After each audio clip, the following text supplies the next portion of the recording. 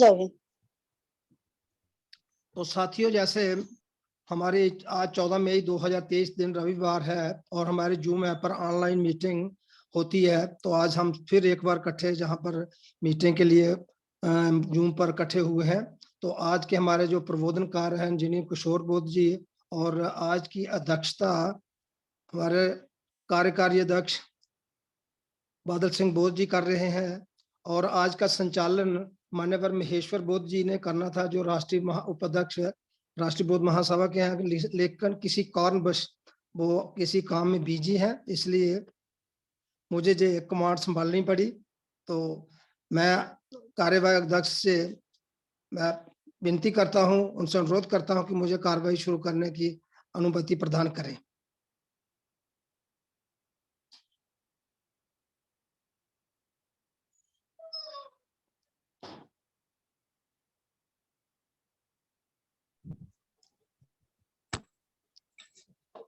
Hello जी जी, कार्यक्रम को आगे बढ़ाइए। एक्चुअली क्या है, कार्यवाहक अध्यक्ष जी जुड़ नहीं पाएंगे, वो कहीं मीटिंग में गए हैं।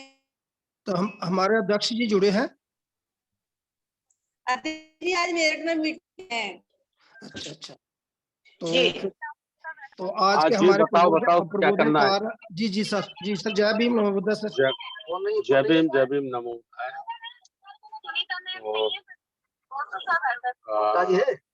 मैं समझता हूँ कि और जेंट्स पे कौन है, जेंट्स में हमारे जो राष्ट्रीय महासचिव में इंजीनियर रमेश बंगोत्रा साहब, तो आप संचालन कर रहे हैं, तो धन्यवाद। और विधिवत रूप से आज आपकी कार्रवाई को संचालित करें। मैं तो अभी मेरठ में हूँ, मेरठ से निकल रहा हूँ शाहजहांपुर के लिए, अभी गाड़ी में हूँ, और प्रोग्राम वहाँ एक बड़ा प्रोग्राम है आज। तो समय समय जितना रहेगा मैं आप लोगों की बातें सुनता रहूंगा, और कोशिश करूंगा कि मैं ज्यादा से ज्यादा आप लोगों की बातें सुन सकूं। तो अभी मेरा यही निवेदन है कि अब आप विधिवत रूप से आज की कार्रवाई संचालित करें। बहुत बहुत धन्यवाद सर। जय भीम नमो बुद्धा। जैसे कि मुझे अध्यक्ष जी ने मुझे कार्रवाई करने की इजाजत दे दी है, तो मैं आगे की कार्रवाई शुरू करता हूं। तो सभी साथियों से मेरी एक बार फिर सभी साथियों को मेरा जय भीम नमो बुद्ध है। तो साथियों, जैसा कि राष्ट्रीय बौद्ध महासभा हमारा जो संगठन चल रहा है उसके बारे में जो हम काम कर रहे हैं, और उस पर विषय पर हम रोज बात करते हैं कि कैसे हम इस संगठन को कैसे मजबूत करेंगे, कैसे हम अपनी जो मेंबरशिप ड्राइव है इसको कैसे हम किस विधिवत तरीके से इसको इम्प्रूव करेंगे, और नौजवानों को कैसे हम संगठन के साथ जोड़ने की कोशिश करें। ये सभी बातें हम इस चर्चा में कर रहे हैं। पिछले 2 संडे को हमारी चर्चा हो चुकी है, आज तीसरा संडे है। तो मेरा सभी साथियों से यही अनुरोध है कि वो इसी बात पर विशेषकर कि संगठन के बारे में बात करें कि संगठन को हम कैसे संगठित करें, कैसे इसको इम्प्रूव करें, और क्या नीतियां अपनाएं कि हम हमारा संगठन जो है वो ज्यादा से ज्यादा लोग इसके साथ जुड़ने की कोशिश करें। तो हमारी यही कोशिश होगी कि हम जो हमारा संगठन है इसके लिए दिन रात जो हमारे अध्यक्ष जी हैं वो मेहनत कर रहे हैं। तो वो अपने जो उनकी सेहत है उसको भी वो उन्होंने एक दरकरार किनारे रखकर अपने दिन रात वो दौड़ रहे हैं, दिन रात इसी संगठन के बारे में सोच रहे हैं कि कैसे हम बहुजन समाज को, इस जो बिखरा हुआ समाज है, इस समाज को कैसे इकट्ठा करें। तो यही इसी बात पर हम भी चर्चा करनी है, और हमें भी ये काम करना है कि कैसे हम इस संगठन को मजबूत करें। तो जैसे हमें राष्ट्रीय बौद्ध महासभा जो है कि राष्ट्रीय बौद्ध महासभा संपूर्ण राष्ट्र में ही नहीं अपितु विश्व जगत को ध्यान में रखकर तथागत संबुद्ध के आंदोलन एवं क्रांति को दृष्टिगत रखते हुए भारतीय समाज तथा विश्व में मानवता के पुनर्निर्माण हेतु निर्मित किया गया संगठन है। तथागत गौतम बुद्ध की क्रांति के सर्वव्यापी बनाने के उद्देश्य से 14 अक्टूबर 2007 को राष्ट्रीय बौद्ध महासभा की स्थापना, जैसे आप सभी लोग जानते हैं कि आगरा में उत्तर प्रदेश में की गई थी। तो इसी चर्चा को आगे बढ़ाते हुए हमारे साथ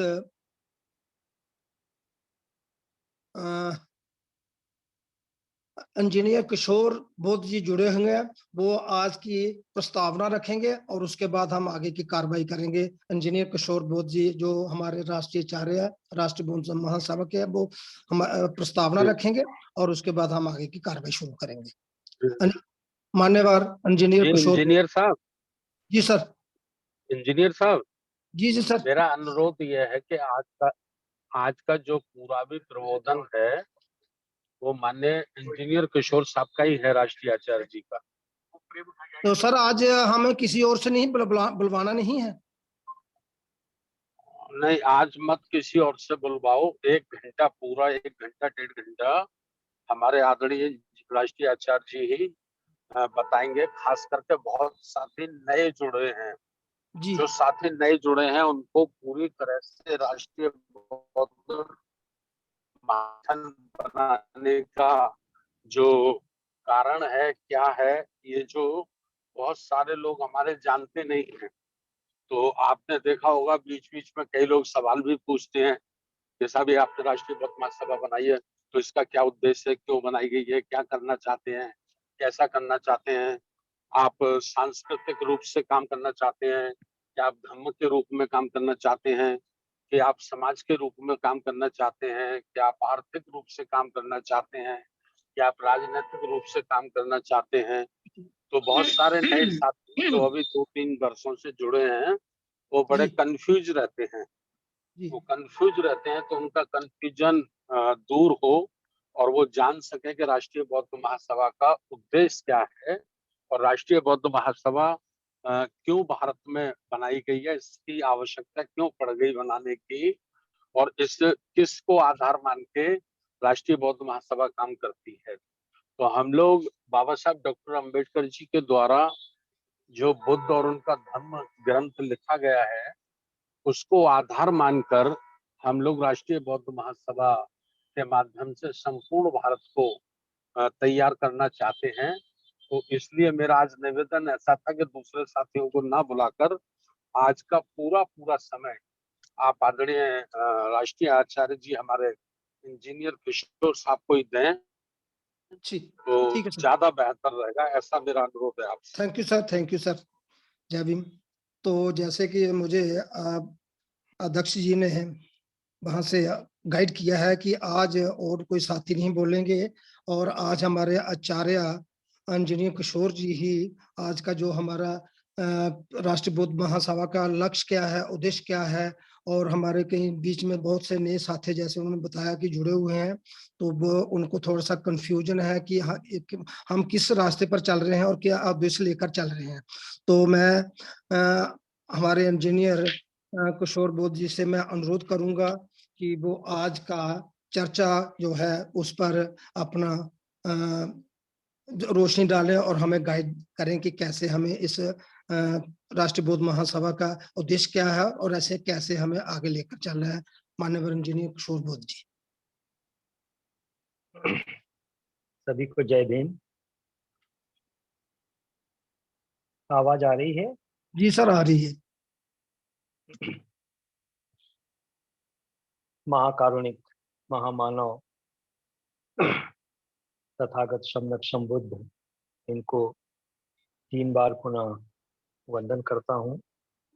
बोधिसत्व परम पूज्य डॉक्टर बाबा साहब अम्बेडकर, इनको भी मैं वंदन करता हूँ, अभिवादन करता हूँ। बहुजन समाज को गुलामी से मुक्ति दिलाने के लिए जिन भी महापुरुषों ने अपना जीवन लगाया, ऐसे सभी महापुरुषों को, संतों को, गुरुओं को मैं अभिवादन करता हूँ। आज राष्ट्रीय बौद्ध महासभा ये जो जूम मीटिंग है, इसमें थोड़ी सी प्रस्तावना रखने वाले हमारे परम आदरणीय राष्ट्रीय अध्यक्ष जी, संस्थापक जी, माननीय धर्म प्रकाश भारती साहब, संचालन कर रहे सम्मानीय इंजीनियर बनगोत्रा साहब, और जो भी इस मीटिंग से हमारे जुड़े हुए हैं, उपासक बंधु, आदरणीय उपासिकाएं, सभी को पुनः एक बार मेरा सादर जय भीम। काफी लंबे समय से हम लोगों के बीच में इस तरह की मीटिंगें भी हो रही हैं, प्रशिक्षण शिविर भी होते हैं और उसमें तरह तरह से हम अपनी बातें रखकर वैचारिक रूप से राष्ट्रीय बौद्ध महासभा का क्या मकसद है, क्या उद्देश्य है, क्यों बनाया गया है, इस विषय पर विस्तार से अपनी बातें भी रखते हैं। और हमारे राष्ट्रीय अध्यक्ष जी भी इस विषय पर काफी विचार पूर्व में भी रख चुके हैं, लेकिन चूंकि आज पुनः इस विषय को दोहराया जा रहा है कि राष्ट्रीय बौद्ध महासभा का उद्देश्य क्या है, तो कुछ बातें ऐसी हैं जिन पर विचार भी करना बहुत जरूरी है, जिससे हम अपना उद्देश्य भी समझ सकते हैं कि इन मसलों पर हमें एक मत होकर राष्ट्र की मंशा भी और देश से बाहर जो लोग भी बुद्धिस्ट लोग हैं उनकी भी इस तरह से एक राय बनाना ये बड़ा जरूरी है।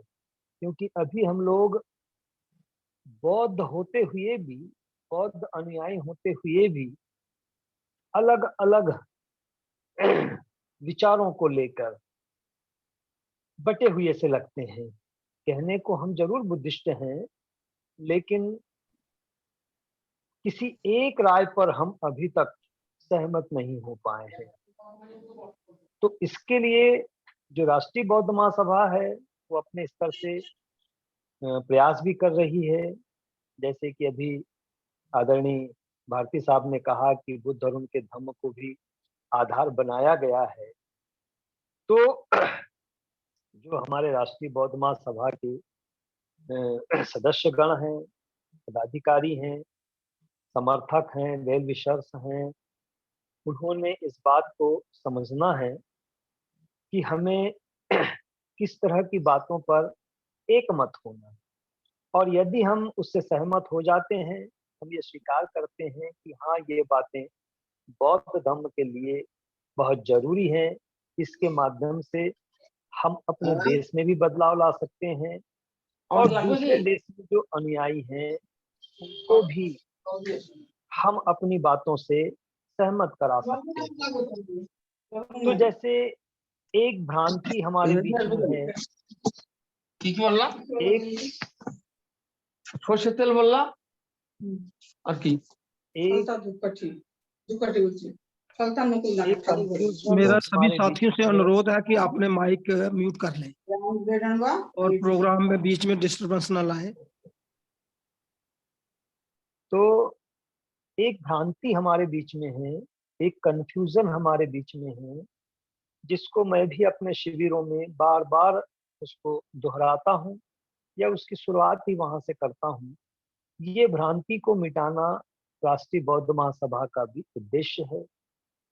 वो कंफ्यूजन क्या है, वो भ्रांति क्या है, इस बात को हमको समझना है। 2500 साल पहले बुद्ध हुए, बुद्ध ज्ञान के शिखर पर गए, बुद्ध को बुद्धत्व प्राप्त हुआ, बोध गया में उन्हें ज्ञान प्राप्त हुआ और उसके बाद में उन्होंने अपने आंदोलन को अंजाम दिया, क्रांति को अंजाम दिया। लेकिन 2500 साल के बाद हम ये देखते हैं, जब बाबा साहब अम्बेडकर ने जिस तरह से जिक्र किया कि बौद्ध धर्म जो है वो अपने मूल स्वरूप में नहीं, बौद्ध धर्म में बहुत सी बातें ऐसी जोड़ दी गई है जिनका बुद्ध के आंदोलन से संबंध दिखाई नहीं देता है, लेकिन फिर भी उन्हें बौद्ध धर्म में शामिल कर दिया गया है।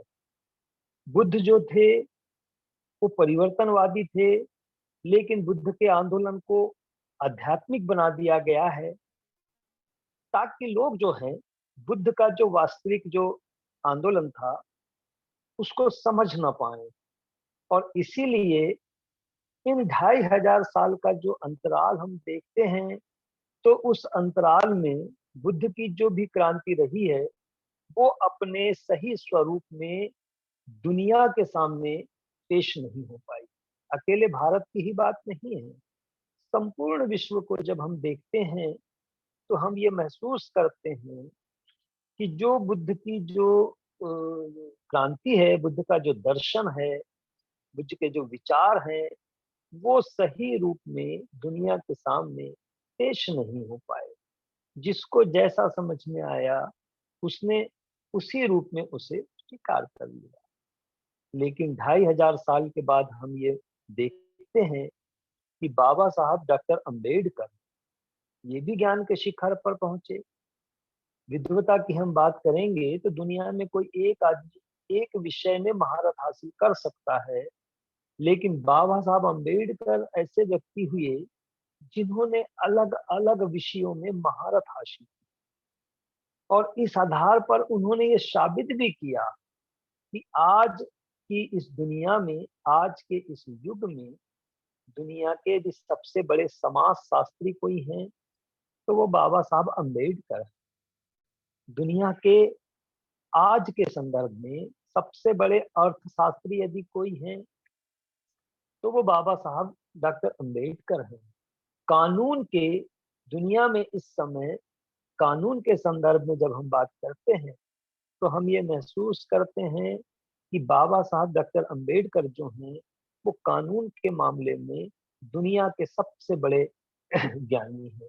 और इतना ही नहीं, धर्म की भी हम जब बात करते हैं तो चाहे हिंदू धर्म का ज्ञान हो, चाहे इस्लाम का ज्ञान हो, चाहे ईसाइयत का ज्ञान हो, चाहे साम्यवाद का भी ज्ञान हो, बाबा साहब अंबेडकर पर बहुत बड़ी जिम्मेदारी थी, क्योंकि उन्हें अपने पूर्वजों से जो भी विरासत में मिला हुआ धर्म था, जिसे हम हिंदू धर्म कहते हैं, उसके लिए उन्होंने निर्णय कर चुका था कि मुझे इसका त्याग करना है। तो उन पर ये बहुत बड़ी जिम्मेदारी थी कि वो दुनिया को बता सकें कि मानवता के कल्याण के लिए कौन सा धर्म उपयुक्त है। 100% मानवता का कल्याण किस धर्म में समाहित है। और इसीलिए उन्होंने इस्लाम को भी बहुत बारीकी से जांचा, ईसाइयत को बहुत बारीकी से जांचा, साम्यवाद को भी बहुत बारीकी से जांचा, हिंदुइज्म जो है उसको बहुत बारीकी से उन्होंने जांच पड़ताल की। और जिस बौद्ध धर्म पर का उन पर बहुत प्रभाव था उसको भी उन्होंने बहुत गहराई से जांच पड़ताल किया और ये निर्णय लिया कि बौद्ध धर्म ही मानवता का सही तरीके से कल्याण कर सकता है। और इसीलिए बौद्ध धर्म के बारे में उनको लगा कि यदि इसके माध्यम से मानवता का कल्याण हो सकता है, भारत ही नहीं दुनिया को सही राह यदि कोई दिखा सकता है तो वो बौद्ध धर्म है। तो सही राह दिखाने के लिए बौद्ध धर्म की जो उन्होंने जांच पड़ताल किया तो उन्होंने ये पाया कि बौद्ध धर्म जो है वो आज अपने मूल स्वरूप में नहीं है। उसमें बहुत सी बातें ऐसी समाहित कर दी गई हैं, ऐसी शामिल कर दी गई हैं जिससे लोगों में कंफ्यूजन पैदा हो जाता है कि क्या करना है, क्या नहीं करना है, वास्तव में क्या है, क्या नहीं है। इस बात में ही वो भ्रमित हो जाते हैं। तो ये जिम्मेदारी बाबा साहब अंबेडकर ने स्वयं ली। वो एक बोधिसत्व है, वो ज्ञान के शिखर पर पहुंचे हुए व्यक्ति हैं और इसीलिए उन्होंने ये जिम्मेदारी स्वयं कबूल की और उन्होंने बौद्ध धर्म में जो भी बातें शामिल की गई हैं तो उसमें वास्तव में बुद्ध का दर्शन क्या था, बुद्ध की क्रांति क्या थी, बुद्ध का आंदोलन क्या था, ये सारी बातों को दुनिया के सामने उजागर किया, उसको पेश किया। या हम दूसरे शब्दों में कह सकते हैं कि बुद्ध की जो क्रांति है, बुद्ध का जो आंदोलन है, बुद्ध का जो दर्शन है, उसको बाबा साहब अंबेडकर ने नए रूप से परिभाषित किया, नए रूप से उसकी व्याख्या की और उन्होंने बहुत बड़ी एक कमी की ओर भी इशारा किया। क्या कमी की ओर इशारा किया कि हम लोग दूसरी धार्मिक विचारधाराओं के मुकाबले कमजोर पड़ जाते हैं। एक ऐसा मामला है जिस मामले में हम कमजोर पड़ जाते हैं। वो मामला ये है कि जैसे इस्लाम के पास उनका अपना एक धर्म ग्रंथ है जिसे वो कुरान पाक कहते हैं। ईसाइयों के पास उनका अपना एक धर्म ग्रंथ है जिसे वो होली बाइबल कहते हैं। हिंदुओं के पास उनका अपना एक धर्म ग्रंथ है जिसे वो भगवत गीता कहते हैं। लेकिन बौद्धों के पास में उनका अपना कोई धर्म ग्रंथ नहीं है। ये बाबा साहब अम्बेडकर ने 2500 साल के बाद इतनी बड़ी कमी को दुनिया के सामने उजागर किया। अच्छा, हमें इस बात को भी स्वीकार करना पड़ेगा या हमको समझना है, या ये जो भ्रांतियां फैला के लोगों ने रखा हुआ है उसका मुकाबला करके उस घेरे को हमें तोड़ने की आवश्यकता है। क्या तोड़ने की आवश्यकता है कि बाबा साहब अम्बेडकर को या बौद्ध धर्म को भारत में दलितों का धर्म बता दिया गया है, या बाबा साहब अम्बेडकर को दलितों के मसीहा बना दिया गया है। ये जो घेरा डाल दिया गया है और उस वजह से बाबा साहब अम्बेडकर उस घेरे को तोड़कर दुनिया के कोने कोने तक नहीं जा पा। तो उस घेरे को तोड़ने की हमारी जिम्मेदारी है कि 2500 साल के बाद इतने बड़े ज्ञानी पुरुष ने बौद्ध धर्म की नई व्याख्या की है, नए सिरे से उसका परिभाषित किया है। और बाबा साहब अम्बेडकर ने कहा कि ये एक बहुत बड़ी कमी है जिसकी वजह से हम दौड़ में या प्रतिस्पर्धा में या मुकाबले में हम पिछड़ जाते हैं कि हमारे पास हमारा अपना कोई धम्म ग्रंथ नहीं है। इतनी बड़ी बात बाबा साहब ने दुनिया के सामने रखी। लेकिन चूंकि वो इस स्टेज पर थे, वो ज्ञान के ऐसे शिखर पर थे कि बाबा साहब अम्बेडकर ने उस कमी को पूरा करते हुए बुद्ध और उनका धम्म ग्रंथ की रचना किया। ये बुद्ध और उनका धम्म ग्रंथ कोई साधारण ग्रंथ नहीं है, ये बहुत महान ग्रंथ है। और महान ग्रंथ भी कहना ठीक नहीं रहेगा। जैसे कुरान है, जैसे बाइबल है, जैसे भगवत गीता है, इस तरह से ये बुद्ध और उनका धम्म ये बाबा साहब अम्बेडकर ने दुनिया के सामने पेश किया। अभी हम ही ढंग से उसको स्वीकार नहीं कर पाए हैं, ये हमारी बहुत बड़ी कमजोरी है। धर्म ग्रंथ का मतलब क्या होता है, इसको बहुत बारीकी से समझने की आवश्यकता है। एक मुसलमान से, दुनिया के किसी भी कोने के मुसलमान से पूछिए कि खुदा के बाद, खुदा सबसे ऊपर है, खुदा सबसे पवित्र है, खुदा के बाद सबसे ज्यादा पवित्र क्या है, तो वो कहेंगे हजरत मोहम्मद साहब हमारे लिए खुदा के जैसे ही पवित्र है। खुदा के बाद हजरत मोहम्मद साहब पवित्र हैं। हजरत मोहम्मद साहब के बाद पवित्र क्या है, या उसके ही जैसे पवित्र क्या चीज है? तो को दुनिया का कोई भी मुसलमान ये कहेगा कि जितने हमारे लिए खुदा पवित्र हैं, जितने हमारे लिए हजरत मोहम्मद साहब पवित्र हैं, उतनी ही हमारे लिए कुरान पवित्र है। हम खुदा से जो भी आदेश लेते हैं या हजरत मोहम्मद साहब से आदेश लेते हैं, वो सब कुरान में है, और कुरान का ही हम पालन करते हुए अपने जीवन में जीवन यापन करते हैं।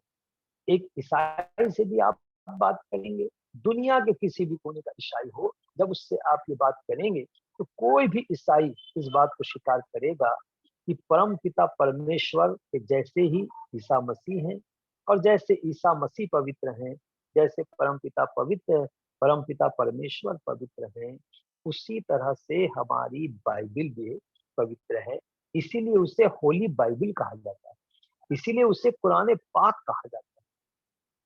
लेकिन बुद्ध और उनके धम्म को हम बुद्ध के बराबर पवित्र अभी तक स्वीकार नहीं कर पाए। बुद्ध और उनके धम्म को हम बाबा साहब अम्बेडकर के बराबर पवित्र स्वीकार नहीं कर पाए। ये जिम्मेदारी हमारी थी।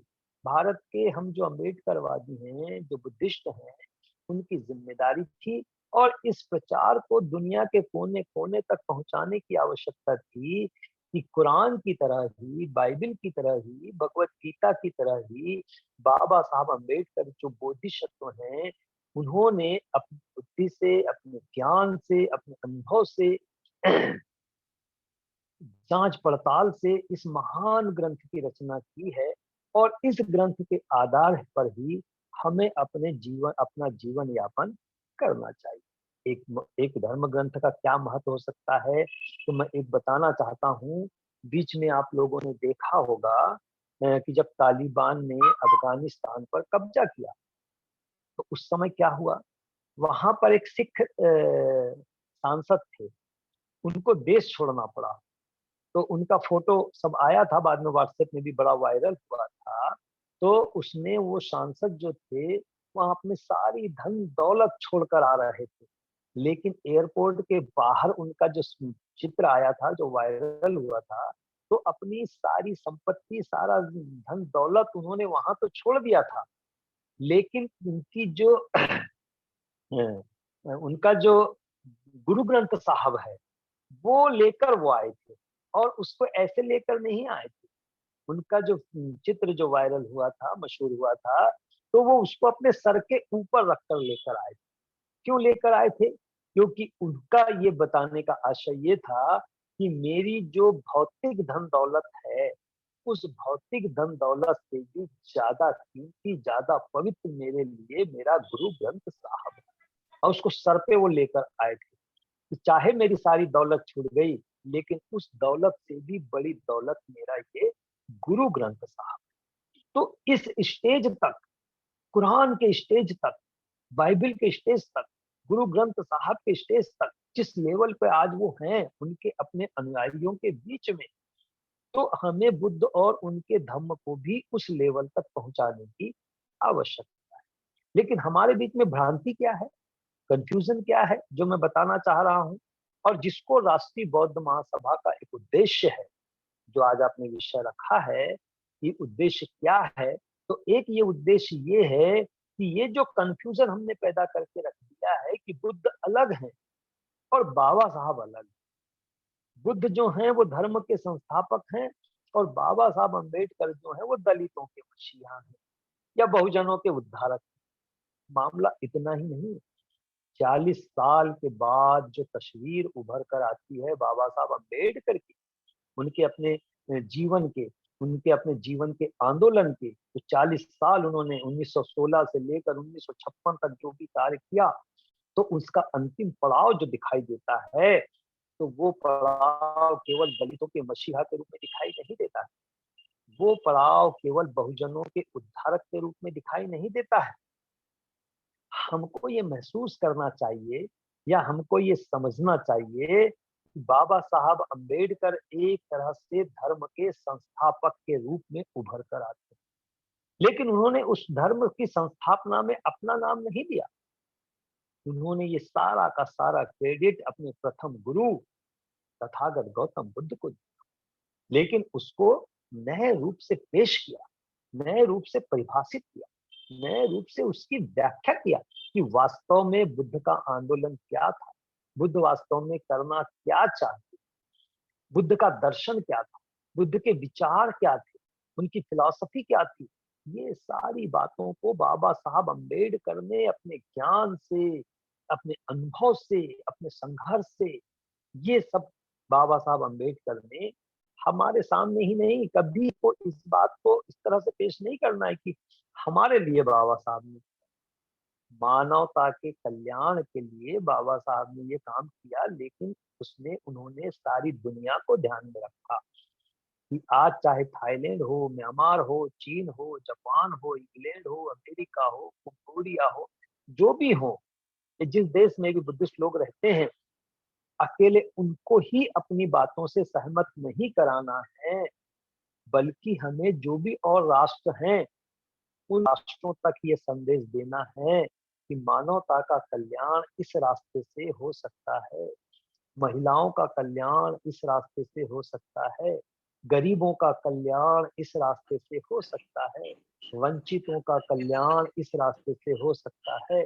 दुनिया में जो खून खराबा है, भाई भतीजावाद है, असमानता है, लड़ाई झगड़े हैं, वो इस रास्ते से दूर किए जा सकते हैं। इस बात को ध्यान में रखते हुए ही बाबा साहब अम्बेडकर इतने महान ग्रंथ की रचना की, लेकिन उस महान ग्रंथ को हम स्वीकार नहीं कर पाते हैं। तो बाबा साहब अंबेडकर और बुद्ध के बीच में जो कन्फ्यूजन है, जो भ्रांति है, वो भ्रांति को हमें दूर करना है। ये राष्ट्रीय बौद्ध महासभा का एक मकसद है कि हमें बुद्ध को और बाबा साहब अंबेडकर को अलग नहीं करना है। वो एक ही सिक्के के दो पहलू।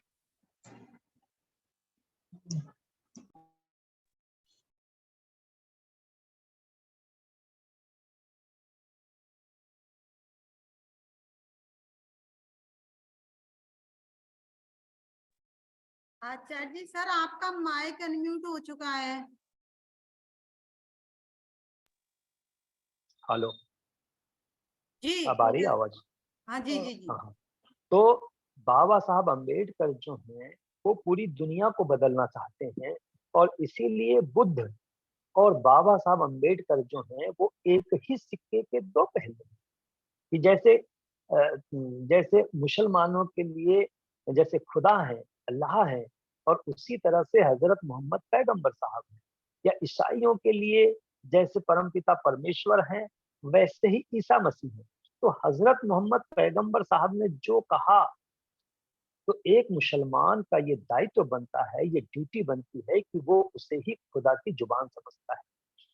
एक ईसाई के लिए ईसा मसीह ने जो भी कहा, वो एक ईसाई उसे ही परमपिता परमेश्वर की वाणी समझता है। तो हमने ही नहीं, पूरी दुनिया ने इस बात को स्वीकार करना चाहिए कि जो बाबा साहब अंबेडकर ने कहा वही बुद्ध वचन है, वही बुद्ध वाणी है। इस बात को हमको स्वीकार करना चाहिए। लेकिन अब बात आती है कि ये जिम्मेदारी सबसे पहले किसकी है? तो सबसे पहले उनकी है जो इस बात को स्वीकार करते हैं, जो इस बात से सहमत होते हैं। उन्हें इस बात को स्वीकार करना है, ताकि फिर हम इसका दायरा बढ़ाते बढ़ाते बढ़ाते बढ़ाते इसको देशव्यापी बना सकें। और देशव्यापी बनाने के बाद, क्योंकि दुनिया की जो नजर होती है वो भारत पर, क्यों भारत पर होती है? क्योंकि दुनिया के जो भी बौद्ध अनुयायी हैं वो ये समझते हैं कि बुद्ध जो है, भारत जो है बुद्ध का देश है। यहाँ बुद्ध पैदा हुए, यहीं बुद्ध को ज्ञान प्राप्त हुआ, यहीं बुद्ध का महापरिनिर्वाण हुआ। तो वो बड़ा पवित्र देश समझकर यहाँ पर वो आते हैं और भ्रमण करके जाते हैं। लेकिन वो यहाँ से कोई नई बात लेकर नहीं जाते। वो नई बात क्या है? नई बात ये है कि उनके सामने ये पक्ष पेश नहीं हो पाता है कि बुद्ध की तरह ही बाबा साहब अंबेडकर हुए हैं, और उन्होंने बुद्ध को नए रूप में पेश किया है। उस नए रूप को दुनिया के तमाम देशों ने भी स्वीकार करना चाहिए। तो इस बात को हमें समझना है। ये जो भ्रांति है, ये जो कन्फ्यूजन है, इसको दूर करना बहुत जरूरी है। और इसीलिए राष्ट्रीय बौद्ध महासभा जो है, इस तरह के शिविर लगाकर, प्रशिक्षण शिविर लगाकर, केडर के करके, तरह तरह से जो भी हमारे साथी जुड़ते हैं, जो भी उपासक जुड़ते हैं, जो भी उपासिकाएं जुड़ती हैं, उनको इस तरह की बातों से सहमत कराया जाता है, ताकि पहले हमारा संगठन समझ ले, हमारे सारे संगठन के लोग जो हैं वो इस बात को स्वीकार कर ले, और फिर हम दूसरों तक भी अपनी बात को लेकर जाएं। तो ये जो उद्देश्य हमारा है, इस उद्देश्य को लेकर भी आज हम पूरे देश भर में एक वातावरण बनाने के लिए निकले हुए हैं। और उसी सिलसिले में हमारे जगह जगह पर, अलग अलग राज्यों में शिविर भी चलते हैं, प्रशिक्षण शिविर भी चलते हैं, जिसमें हम इस तरह का अपना जो मकसद है, हमारा जो उद्देश्य है, वो हम समाज के सामने या दुनिया के सामने भी रखते हैं। दूसरी बात ये है कि बाबा साहब अंबेडकर ने बुद्ध का जो वास्तविक उद्देश्य है, वास्तविक आंदोलन है, उसकी रूपरेखा भी दुनिया के सामने पेश किया। कि बुद्ध का जो आंदोलन है वो वास्तव में आध्यात्मिक नहीं है, वो परिवर्तनवादी है। तो वो परिवर्तनवादी किस तरह से है? तो बाबा साहब अंबेडकर ने बताया कि जो बुद्ध के प्रादुर्भाव से पहले जो समाज की स्थिति थी, वो गैर बराबरी पर थी, उसमें आजादी नहीं थी, अन्याय ही अन्याय था। और दूसरी बात ये थी कि वो जो समाज था बुद्ध के प्रादुर्भाव के पूर्व का समाज, उसमें नैतिकता का कहीं नामो निशान नहीं था, अनैतिकता का बोलबाला था। एक असमानता पर आधारित समाज चल रहा था। लेकिन उस दौर के जो भी संस्थापक लोग थे, समाज को चलाने वाले लोग थे, समाज के नियंता लोग थे, वो उसको अपना आदर्श समाज समझते थे, जिसमें असमानता थी, अन्याय ही अन्याय था, भाईचारा नहीं था, लोग एक दूसरे को अपना भाई नहीं समझते थे, और साथ ही साथ नैतिकता के लिए कहीं कोई स्थान नहीं था। ऐसी परिस्थितियों के बीच बुद्ध का प्रादुर्भाव हुआ, और इसीलिए बाबा साहब अम्बेडकर ने बताया कि बुद्ध वास्तव में नए समाज के निर्माण का कार्य करना चाहते थे, एक आदर्श समाज स्थापित करना चाहते थे, रिकंस्ट्रक्शन ऑफ द सोसाइटी, समाज का नया निर्माण, नए समाज का निर्माण बुद्ध वास्तव में करना चाहते थे, जिसे बाबा साहब अम्बेडकर ने कहा कि बुद्ध वास्तव में आदर्श समाज बनाने के लिए निकले। और वो आदर्श समाज किन बातों पर आधारित था, तो बाबा साहब अम्बेडकर ने बताया है कि वास्तव में बुद्ध का जो मुख्य आंदोलन था, बुद्ध की जो वास्तव में क्रांति थी, वो एक आदर्श समाज के निर्माण की थी। वो आदर्श समाज क्या था? तो वो आदर्श समाज ऐसा था जिसमें असमानता के लिए कहीं कोई स्थान ना हो, जहां समानता हो, जहां पर कोई ऊंच नीच ना हो, कोई भेदभाव ना हो, कोई बड़ा ना हो, कोई छोटा ना हो, कोई ब्राह्मण ना हो, कोई शूद्र ना हो, सब इंसान हैं। तो इंसान को इंसान के बीच में बराबरी मिलना चाहिए, ये बुद्ध का आंदोलन था। बुद्ध के प्रादुर्भाव के पहले आजादी नहीं थी, पेशा चुनने की आजादी नहीं थी, किसी के खिलाफ बोलने की आजादी नहीं थी, अत्याचार जो करते हैं, अन्याय जो करते हैं, उनके खिलाफ बोलने की आजादी नहीं थी, भोजन की आजादी नहीं थी, कपड़े पहनने की आजादी नहीं थी, सड़कों पर चलने की आजादी नहीं थी। बुद्ध ने कहा कि ये समाज व्यवस्था उचित नहीं है, ऐसी समाज व्यवस्था होना चाहिए जहां सबको बराबरी की आजादी हो, बोलने की आजादी हो, खाने की आजादी हो, पहनने की आजादी हो, पेशा चुनने की आजादी हो, महिला और पुरुषों के बीच बराबरी हो। ये ऐसा एक समाज, जिसे बाबा साहब ने कहा मॉडल सोसाइटी, आदर्श समाज की स्थापना बुद्ध करना चाहते थे। जातियों में समाज बटा हुआ था, तो बाबा साहब अम्बेडकर ने बताया कि बुद्ध वास्तव में पूरी जातियों को खत्म करके एक समुंदर में विलीन करके एक नए समाज का निर्माण करना चाहते थे, जहां हर इंसान दूसरे इंसान को अपना भाई, जिसे हम दूसरे शब्दों में बंधुता कहते हैं, बंधुत्व कहते हैं, भाईचारा कहते हैं। क्योंकि उनके पहले का समाज टुकड़े टुकड़े में बटा हुआ था, 6000 टुकड़ों में बटा हुआ था, और उसमें भी भाईचारे के लिए कोई स्थान नहीं, बंधुत्व के लिए कोई स्थान नहीं था। तो ऐसे समाज व्यवस्था से को खत्म करके बुद्ध जो थे, वो ऐसे समाज का निर्माण करना चाहते थे जिसमें हम एक राष्ट्र बन सके। एक राष्ट्र का मतलब होता है कि जिसमें हर व्यक्ति अपने आप को एक दूसरे से ना बड़ा समझे ना छोटा समझे, हम एक दूसरे को अपना भाई माने। भाई तब मानेंगे जब इस तरह का भेदभाव नहीं होगा, समाज इस तरह के टुकड़ों में बटा नहीं होगा। लेकिन विडंबना ये थी कि हमारे देश में हम टुकड़ों टुकड़ों में विभाजित थे, और कोई भी दूसरे टुकड़े को या दूसरी जाति को अपना भाई मानने के लिए तैयार नहीं था। ये ऐसी समाज व्यवस्था जो थी, तो उसको बुद्ध वास्तव में बदलना चाहते थे। इतना ही नहीं, अन्याय बड़े पैमाने पर था। जो उच्च जाति के लोग थे, वो निम्न जाति के लोगों के साथ में, जिसे हम शूद्र भी कहते हैं, या आज की भाषा में हम जिन्हें बहुजन समाज भी कहते हैं, उन पर वो बहुत अन्याय करते थे, अत्याचार करते थे, उनका शोषण करते थे। तो बाबा साहब अम्बेडकर ने ये बताया कि बुद्ध का जो दर्शन था, बुद्ध का जो क्रांति थी, बुद्ध की जो विचारधारा थी, वो वास्तव में इस अन्याय को मिटाने की लड़ाई थी, कि न्याय सभी के लिए बराबर होना चाहिए, किसी के साथ अन्याय ना हो, और अन्याय हो गया है तो उसको बराबर का न्याय मिलना चाहिए। न्याय के समक्ष कोई बड़ा नहीं, कोई छोटा नहीं, कोई ब्राह्मण नहीं, कोई शूद्र नहीं। न्याय के समक्ष सब बराबर होना चाहिए, जिससे हम समता, स्वतंत्रता, बंधुत्व और न्याय कहते हैं। तो ये बुद्ध का वास्तव में आंदोलन था, दर्शन था। इतना ही नहीं, जो आदर्श समाज की आधारशिला बुद्ध रख रहे थे, बाबा साहब अम्बेडकर ने बताया कि ये एक पक्ष था आदर्श समाज का।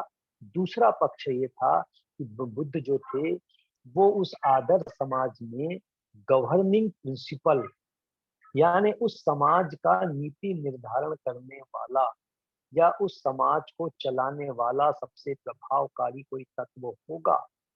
तो वो तत्व क्या होगा? जैसे बाबा साहब ने अपने शब्दों में लिखा, गवर्निंग प्रिंसिपल, गवर्न करने वाला तत्व या सिद्धांत।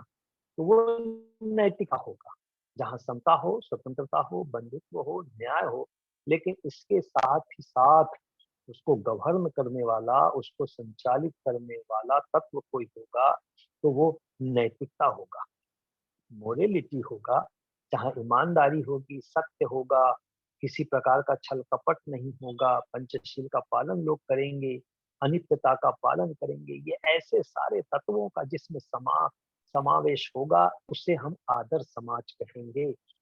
तो ये राष्ट्रीय बौद्ध महासभा का ये भी एक उद्देश्य है कि ये जो भ्रांतियां लोगों में फैली हुई है कि नहीं बुद्ध ने तो ये कहा, नहीं बुद्ध ने तो ये कहा, तथागत का तो ये था, बाबा साहब अम्बेडकर ने उसको नए सिरे से परिभाषित किया है। और इसीलिए बाबा साहब अम्बेडकर ने कहा कि बुद्ध का जो बुद्ध की एक क्रांति थी, ये क्रांति शुरुआती दौर में धार्मिक क्रांति के रूप में दिखाई देती है, लेकिन ये धार्मिक क्रांति से भी बड़ी क्रांति थी। वास्तव में बुद्ध की क्रांति सामाजिक परिवर्तन की क्रांति थी, आर्थिक परिवर्तन की क्रांति थी, राजनीतिक परिवर्तन की क्रांति, जिससे समाज में आमूल-चूल परिवर्तन आया। बगैर खून का कतरा बहाए, बगैर रक्तपात के, बगैर हिंसा का सहारा लिए गरीबों की गरीबी दूर करना, ये बुद्ध की क्रांति थी, ये बुद्ध का आंदोलन।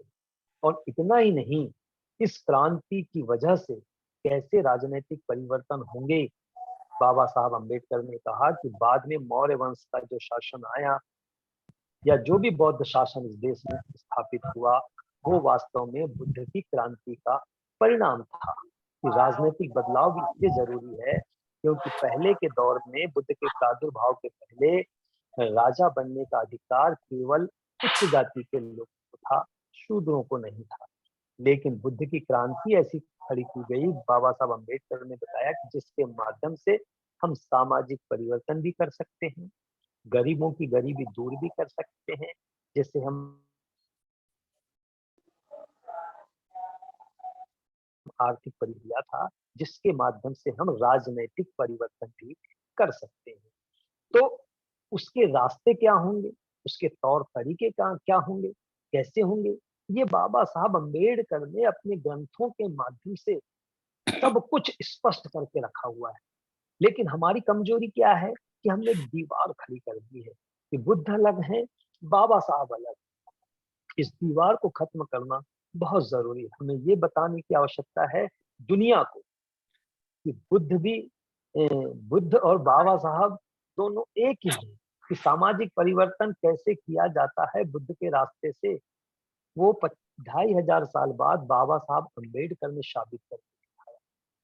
आर्थिक परिवर्तन कैसे किया जाता है बिना रक्त बहाए, बिना खून का कतरा बहाए, बगैर हिंसा का सहारा लिए गरीबों की गरीबी कैसे दूर की जाती है, जो 2500 साल पहले बुद्ध ने बताया, उसको बाबा साहब अम्बेडकर ने साबित करके दिखाया, करके भी दिखाया, बताया ही नहीं, करके भी दिखाया। और राजनीतिक परिवर्तन कैसे होते हैं उसका जो रास्ता बुद्ध ने 2500 साल पहले तय करके दिया था, तो बाबा साहब अम्बेडकर ने भी 2500 साल के बाद में राजनीतिक बदलाव कैसे किया जा सकता है, राजनीतिक परिवर्तन कैसे किया जा सकता है, ये बाबा साहब अम्बेडकर ने करके दिखाया, जिसके माध्यम से बाद में हम इस देश के शासक भी बने। उत्तर प्रदेश में बहन जी की जो सरकार बनी, तो मान्यवर कांसीराम साहब का तो बड़ा योगदान है, लेकिन उसके लिए रास्ता तैयार करके देने वाले कौन थे, उसके लिए रास्ता बनाने वाले कौन थे, तो वो तो बाबा साहब अम्बेडकर थे, जिन्होंने सामाजिक परिवर्तन का रास्ता बनाकर जिन्होंने आर्थिक परिवर्तन का रास्ता बना कर दिया, जिन्होंने राजनीतिक परिवर्तन का रास्ता बना कर दिया, तो सामाजिक परिवर्तन कैसे होना है, बाबा साहब अम्बेडकर ने कहा कि ये बुद्ध का की क्रांति थी कि सामाजिक परिवर्तन कैसे किया जाता है, आर्थिक परिवर्तन कैसे किया जाता है, राजनीतिक परिवर्तन कैसे किया जाता है। तो ये बुद्ध की क्रांति थी, लेकिन उसको हम लोगों ने दूसरी तरफ मोड़ दिया। हम लोगों ने कहे या जो षड्यंत्र करने वाले लोग थे, जो नहीं चाहते थे कि बुद्ध का वास्तविक दर्शन दुनिया के सामने पेश हो, आप उनकी पूजा करें, आप उनके विहार बनाएं, आप उनकी बड़ी से बड़ी मूर्तियां रखें, आप उनके बड़े से बड़े स्टेचू बनाएं, आप उन पर फूल चढ़ाएं, आप उनकी वंदना करते बैठें। जो लोग नहीं चाहते कि बुद्ध की क्रांति सफल हो, तो उनके लिए ये एक अच्छा माध्यम है कि आप भक्त भी बने रहें, तो उनकी जड़ें नहीं हिलने वाली, उनकी कुर्सी नहीं हिलने वाली। लेकिन बाबा साहब अम्बेडकर ने कहा कि बुद्ध जो थे, वो पूजा पाठ की सामग्री नहीं, उनका आध्यात्मिक दर्शन नहीं था, और इसीलिए बुद्ध ने अपने लिए अपने ही धर्म में कोई स्थान नहीं रखा। वो मूर्ति पूजा के विरोधी थे, लेकिन बाद के दिनों में हमने ये सारी चीजों का समावेश कर दिया, जो और असली जो उनकी लड़ाई थी, असली जो उनकी क्रांति थी, असली जो उनका दर्शन था, उसको हमने किनारे कर दिया। तो बाबा साहब अम्बेडकर ने वो सारी चीजों को फिर से दुनिया के सामने पेश किया कि वास्तव में बुद्ध का मकसद केवल पूजा पाठ कराना नहीं था, वंदना कराना नहीं था, ध्यान साधना करना ही नहीं था। बुद्ध का वास्तव में जो दर्शन था, वो सामाजिक परिवर्तन का दर्शन, आर्थिक परिवर्तन का दर्शन, राजनीतिक परिवर्तन का दर्शन था, जिसके माध्यम से हम मानवता का कल्याण कर सकें, महिलाओं का कल्याण कर सकें, गरीबों का कल्याण कर सकें, शोषितों का कल्याण कर सकें, वंचितों का कल्याण कर सकें। पूजा पाठ से किसी का कल्याण होता नहीं है, मंगल कामनाओं से किसी का कल्याण होता नहीं है, वंदना करने से या गीत गाने से किसी का कल्याण होता नहीं है। कल्याण करने के लिए ये चीजें बहुत जरूरी हैं। तो ये बाबा साहब अम्बेडकर ने बताया कि जो पुरानी समाज व्यवस्था थी, वो मानवता के कल्याण के लिए अनुपयुक्त थी, सही नहीं थी। उसकी वजह से बहुजन समाज का, बहुसंख्यक समाज का शोषण होता, महिलाओं का शोषण होता, उन पर अत्याचार होते, अन्याय होता था उनके साथ, और कुछ मुट्ठी भर लोग जो है मजा लेते थे, उसका फायदा उठाते, बैठे बैठे वो मजा करते थे। तो ये जो मेहनत का समाज है, ये भुखमरी का जीवन जीता था, अन्याय अत्याचार का शिकार होता था। तो बुद्ध ने कहा कि ये समाज व्यवस्था गलत समाज व्यवस्था है, इसको बदलना बहुत जरूरी है। तो इसीलिए बुद्ध ने रिकंस्ट्रक्शन ऑफ दी सोसाइटी, नए समाज की आधारशिला बुद्ध ने रखी, और उसके लिए उन्होंने कार्य किया। तो ये हमें राष्ट्रीय बौद्ध महासभा का ये उद्देश्य है कि जो बाबा साहब अम्बेडकर ने बुद्ध का दर्शन बताया, बुद्ध की क्रांति बताया, बुद्ध की विचारधारा बताया, बुद्ध का आंदोलन बताया, उसको और अच्छे तरीके से समझते हुए, अभी तो हमने जितना भी समझा है, लेकिन और बाद में बेहतर तरीके से समझते हुए अपने लोगों के सामने और अपने लोगों के साथ ही साथ दुनिया के सामने उसे पेश करना बहुत जरूरी है। ये भी राष्ट्रीय बौद्ध महासभा का एक मकसद है, और इसी वजह से बाबा साहब अम्बेडकर की विचारधारा तथागत के संबंध में, बुद्ध के संबंध में क्या है, उसको लेकर हम लोग राष्ट्रीय स्तर पर जगह जगह पर शिविर चलाते हैं, ताकि लोग इन बातों से सहमत हो सके कि हाँ, हमें उन बातों को ही स्वीकार करना चाहिए जो बाबा साहब अम्बेडकर ने रखी। अर्थात ये है मेरा कहना कि जो बाबा साहब अम्बेडकर ने कहा, उसे ही हम बुद्ध वचन के रूप में स्वीकार करें। और बाबा साहब ने अपने ग्रंथों में लिखा है कि मैं किताबें लिखकर, by writing books I will remove all your doubts and suspicion. किताबें लिखकर मैं तुम्हारे सारे जो भी भ्रांतियां हैं, सारे शक हैं, सारे संदेह हैं, उसको दूर कर दूं, and will try to lead you a stage of full knowledge. और मैं तुम्हें पूर्ण ज्ञान के स्टेज पर पहुंचा दूंगा अपने किताबों के माध्यम से। लेकिन एक साजिश के तहत, एक षड्यंत्र के तहत एक दीवार बुद्ध और बाबा साहब के बीच में खड़ी कर, हम बाबा साहब से बहुत प्यार करते हैं, बहुत स्नेह करते हैं, बहुत मानते हैं। हमारी बड़ी आस्था है किस मामले में, कि उन्होंने हमारा उद्धार किया, कि उन्होंने बहुजनों का उद्धार किया। मामला यहीं तक नहीं, बाबा साहब अम्बेडकर का जो दायरा है वो और बड़ा है। उस बड़े दायरे को भी दुनिया के सामने पेश करना बहुत जरूरी है कि वो अकेले बहुजनों के उद्धारक के रूप में नहीं है। मानवता का कल्याण कैसे होगा, उसके लिए बाबा साहब अम्बेडकर एक धर्म के संस्थापक के रूप में भी दुनिया के सामने उभर कर आते हैं।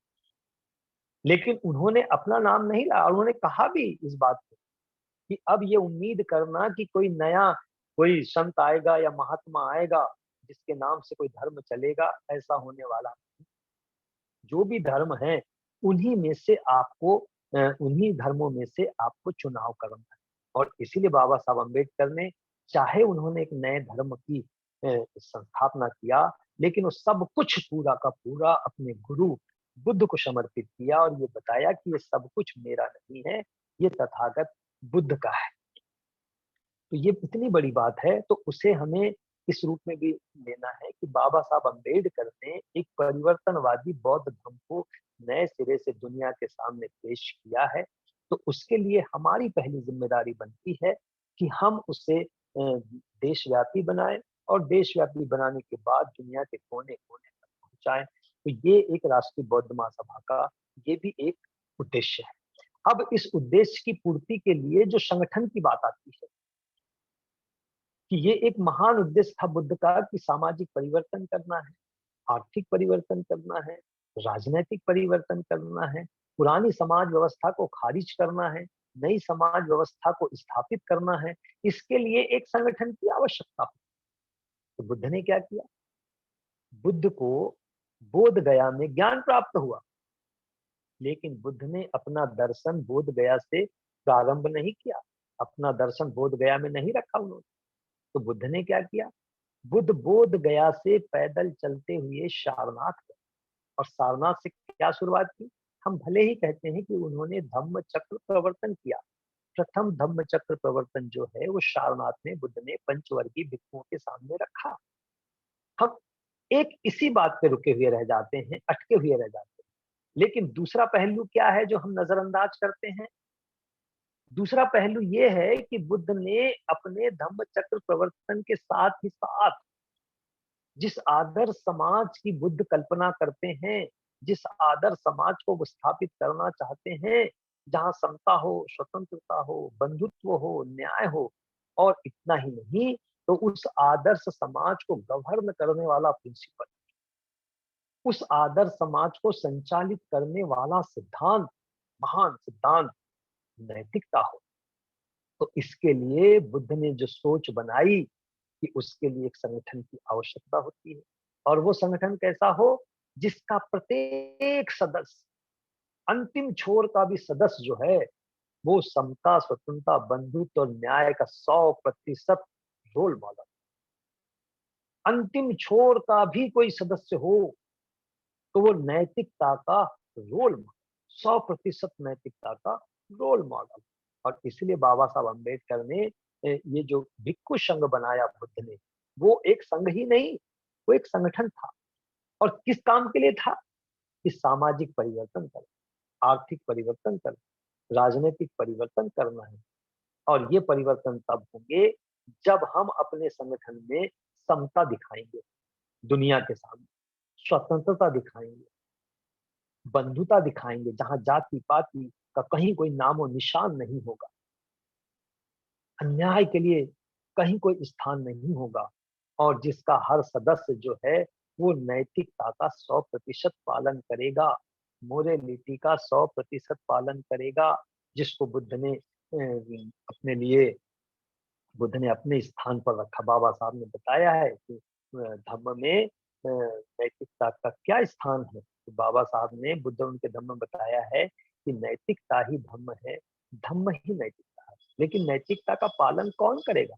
आदर्श समाज में ये गवर्निंग प्रिंसिपल जरूर हो, लेकिन लोगों को ये लगना चाहिए कि हाँ, इसका पालन किया जा सकता है, हाँ, हमें ऐसा करना चाहिए, हाँ, हमें जाति व्यवस्था का पालन नहीं करना चाहिए।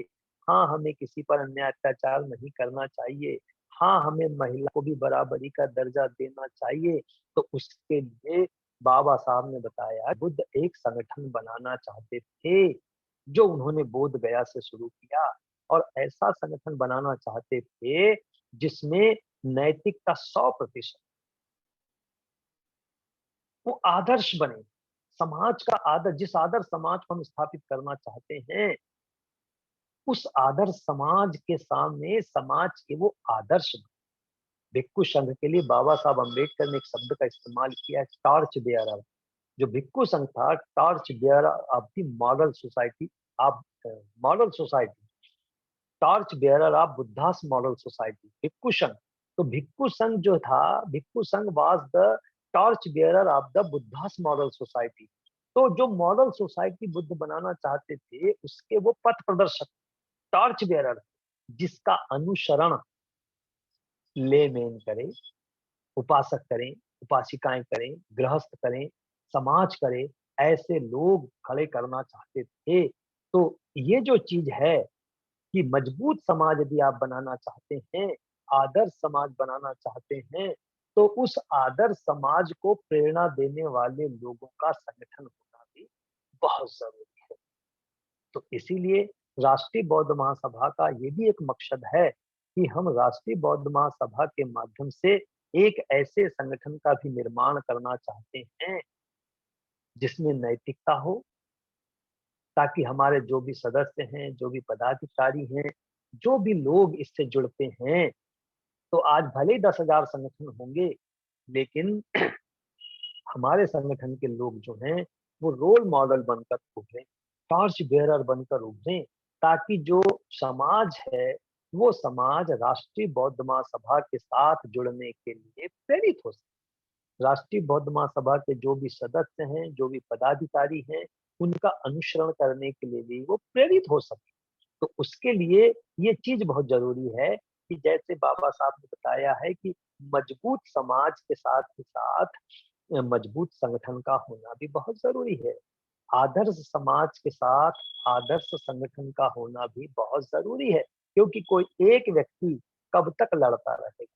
एक व्यक्ति को कभी ना कभी तो खत्म होना है, उसका देहांत होना ही है, उसका अंत होना ही है। यदि एक व्यक्ति ही सारे बदलाव कर सकता था, तो बुद्ध जो थे वो अकेले ही कर सकते थे, लेकिन उन्होंने अकेले नहीं किया। बदलाव के लिए उन्होंने संगठन का निर्माण किया, जिसे हम भिक्खु संघ कहते हैं। लेकिन भिक्खु संघ पूजा पाठ की चीज नहीं थी, या वो धर्मगुरु नहीं था, वो वास्तव में हमारे समाज का पथ प्रदर्शक था, वो टॉर्च बेयरर।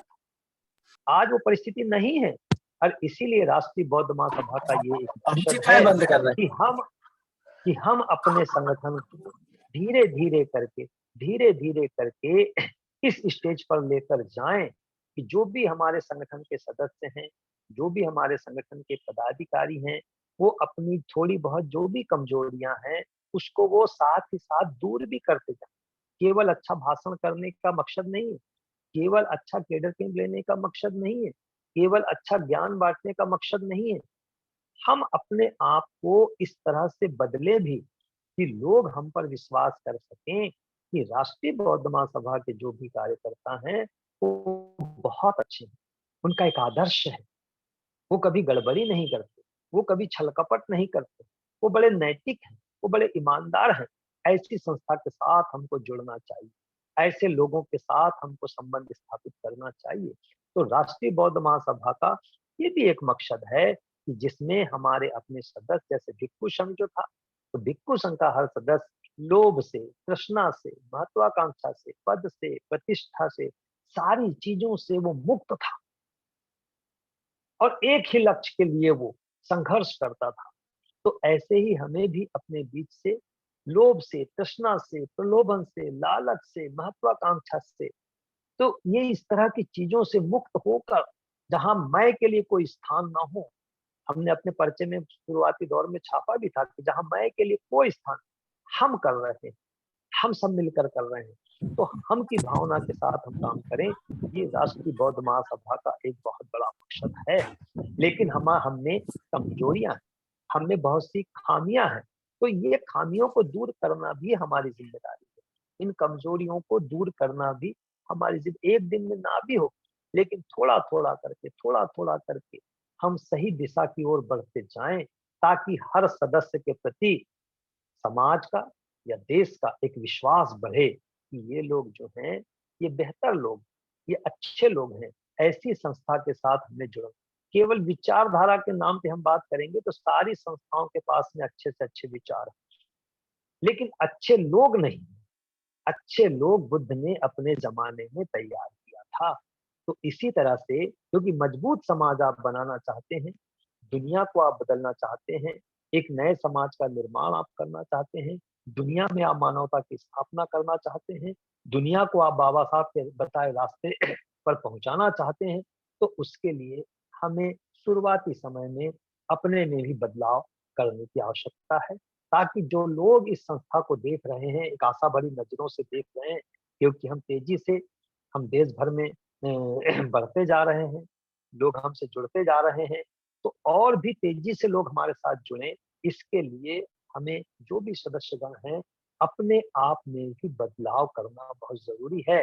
लोगों तक ये संदेश जाना बहुत जरूरी है कि ये लोग छल कपट से दूर हैं, लालच से दूर हैं, प्रलोभन से दूर हैं, तृष्णा से दूर हैं, महत्वाकांक्षा से दूर हैं, और जो भी काम करते हैं, सब में यही भावना रहती है कि हम सब मिलकर कर रहे हैं, हम मिलकर कर रहे हैं, मैं नहीं कर।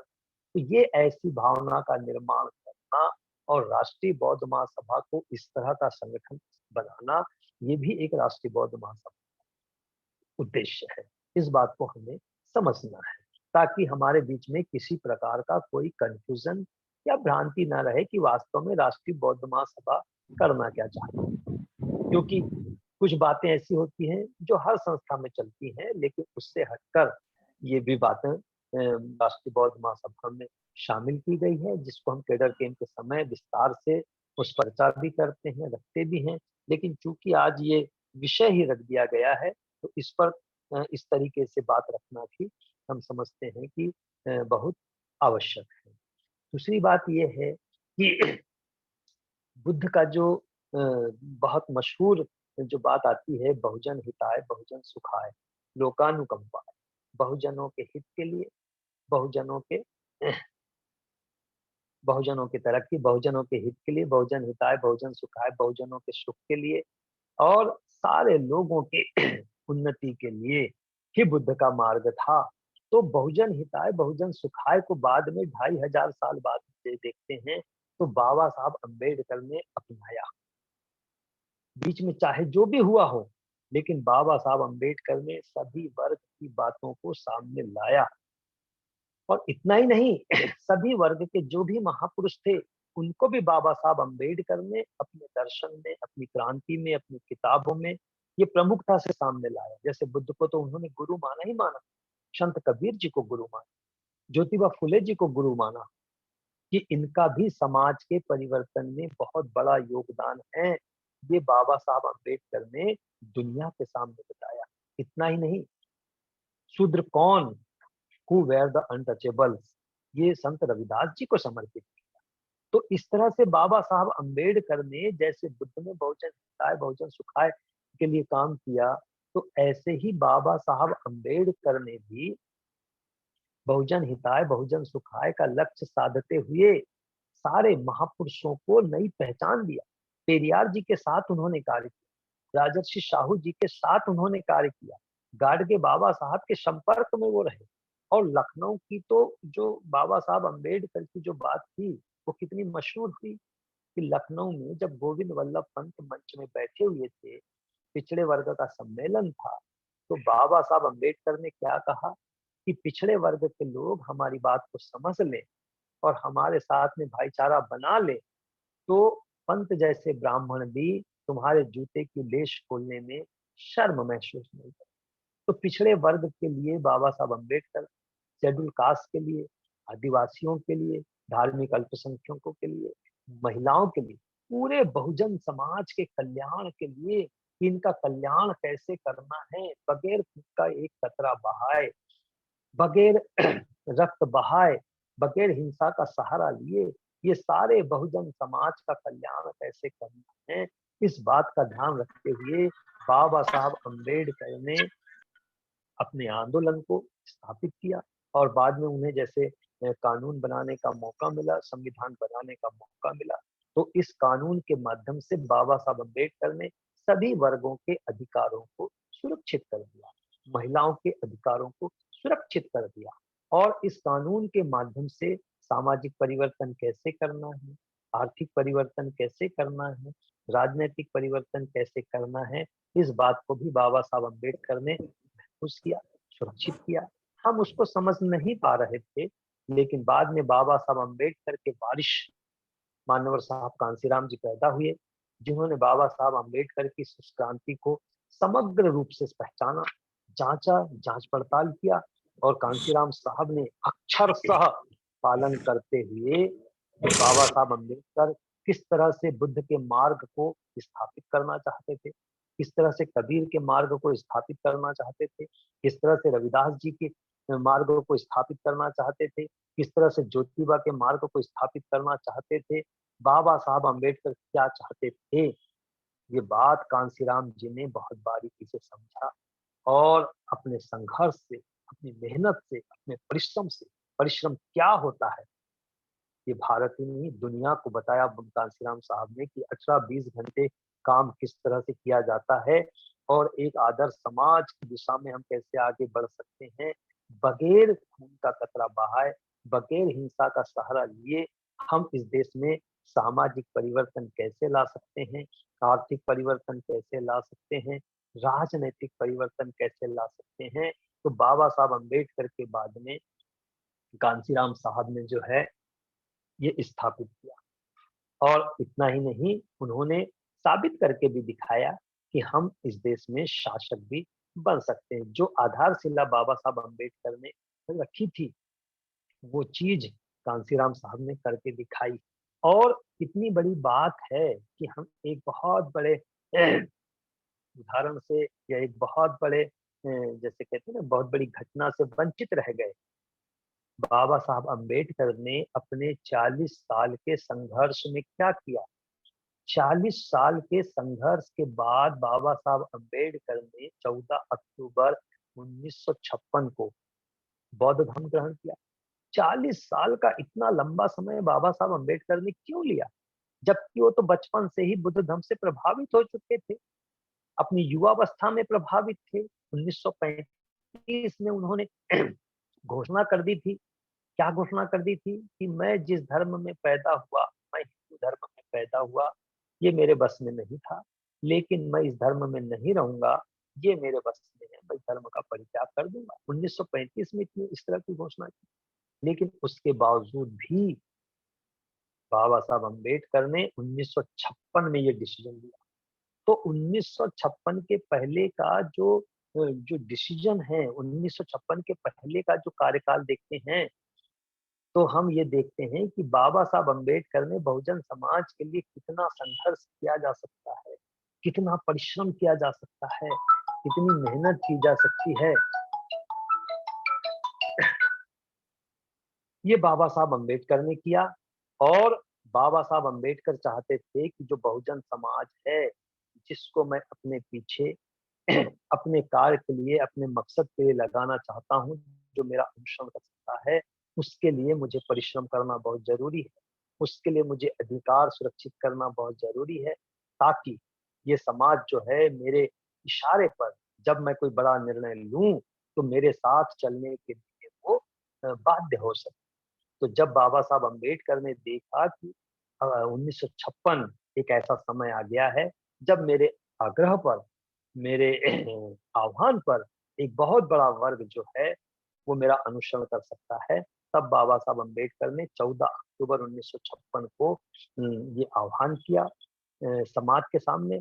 और लाखों की संख्या में लोग नागपुर पहुंचकर बाबा साहब अम्बेडकर के साथ ही साथ, जो बिल्कुल नहीं जानते थे कि बौद्ध धर्म क्या होता है, ये विचारधारा क्या होती है, लेकिन बाबा साहब का 40 साल का जो संघर्ष था, जिसने अपने पीछे अनुयायी खड़े किया था कि ये व्यक्ति हमें गलत रास्ते पर लेकर नहीं जा सकता है, इसका संघर्ष हमने देखा है, इसका आंदोलन हमने देखा है, इसकी कार्यप्रणाली हमने देखी है, इसकी नैतिकता हमने देखी है, इसकी ईमानदारी हमने देखी है, तो ऐसे व्यक्ति का अनुसरण करना बहुत जरूरी है। लाखों की संख्या में लोग उससे प्रभावित होकर बाबा साहब के पीछे चलने को बाध्य हुए, और बाद में भी लोग जो हैं बाबा साहब के अनुयायी जो बनते गए, वो सारे के सारे बौद्ध हो गए। यही चीज को मान्यवर साहब कांसीराम साहब ने भी 40 साल या 35 साल का जो संघर्ष किया, तो कांसीराम साहब का भी जो मूल लक्ष्य था वो बाबा साहब अम्बेडकर की तरह ही था कि समाज को, बहुजन समाज को उनके अधिकारों के लिए इतनी लड़ाई लड़ो, इतना संघर्ष करो, इतना परिश्रम करो, और उस परिश्रम के साथ ही साथ नैतिकता सर चढ़कर बोलना चाहिए, ईमानदारी सर चढ़कर बोलना चाहिए। तब जाकर समाज जो है हमारे आह्वान पर हमारे पीछे चलने के लिए बाध्य होगा। तो मान्यवर साहब कांसीराम जी ने आह्वान घोषणा कर दी थी कि जब 50 साल पूरे होंगे बौद्ध उस धर्मांतरण के, 2006 में 14 अक्टूबर 2006 में मैं 2 करोड़ लोगों के साथ में बौद्ध दीक्षा लूंगा, बौद्ध धर्म की दीक्षा लूंगा। लेकिन प्रकृति ने मान्यवर साहब कांसीराम जी का साथ नहीं दिया, और इस वजह से हम इतनी बड़ी घटना से वंचित रहे। लेकिन हमें क्या देखने मिलता है? हमें ये देखने मिलता है कि हम अपनी नैतिकता से, अपनी ईमानदारी से, अपने परिश्रम से और बहुजन समाज के हित के लिए किस तरह से कार्य करना है, ये हमें बाबा साहब अम्बेडकर से भी प्रेरणा मिलती है, बुद्ध से प्रेरणा मिलती है, मान्यवर साहब कांसीराम जी से भी प्रेरणा मिलती है, और इतना ही नहीं हमारे सारे संतों को महापुरुषों से भी प्रेरणा मिलती है। तो जो राष्ट्रीय बौद्ध महासभा का मकसद है, जो राष्ट्रीय बौद्ध महासभा का उद्देश्य है, वो ये भी एक उद्देश्य है कि हमें केवल इसे दलितों का संगठन नहीं बनाना, हमें इसे केवल दलितों की विचारधारा नहीं बनाना, केवल ये दलितों का धम्म है यहीं तक सीमित नहीं रखना। हमें जो भी कार्य प्रणाली अख्तियार करना है और इतनी मेहनत करना है, इस तरह का कार्य करना है ताकि हम बहुजन समाज के सभी अंगों को अपने पीछे चलने के लिए बाध्य कर सकें। कि शेड्यूल कास्ट, इसको हम तैयार कर सकें, आदिवासियों को हम तैयार कर सकें, जिसे हम पिछड़ा वर्ग कहते हैं, बैकवर्ड क्लास कहते हैं, उसको तैयार कर सकें। तो बुद्ध का आंदोलन बहुजन हिताय बहुजन सुखाय का था, संत कबीर का आंदोलन था, संत रविदास जी का था, ज्योतिबा फुले का था, पेरियार रामास्वामी नायकर का था, नारायण गुरु जी का था, बाबा साहब अम्बेडकर का, मान्यवर साहब कांसीराम जी का था, और हम सब इनके अनुयायी हैं। तो हमें इस बात का ध्यान रखना है कि केवल हमें इसे दलितों का संगठन बनाकर नहीं रखना। तो राष्ट्रीय बौद्ध महासभा का जो मकसद है, जो हम बीच बीच में मंचों के माध्यम से भी या फिर शिविरों के माध्यम से भी इस बात को जाहिर करते हैं कि इसे बहुजन समाज का आंदोलन बनाना है, बहुजन समाज को अपने पीछे चलने के लिए प्रेरित करना है। बहुजन समाज जो पूरा 85% समाज है, वो भी राष्ट्रीय बौद्ध महासभा के साथ में जुड़कर खुशी महसूस करे, इस तरह की कार्यप्रणाली विकसित करना है।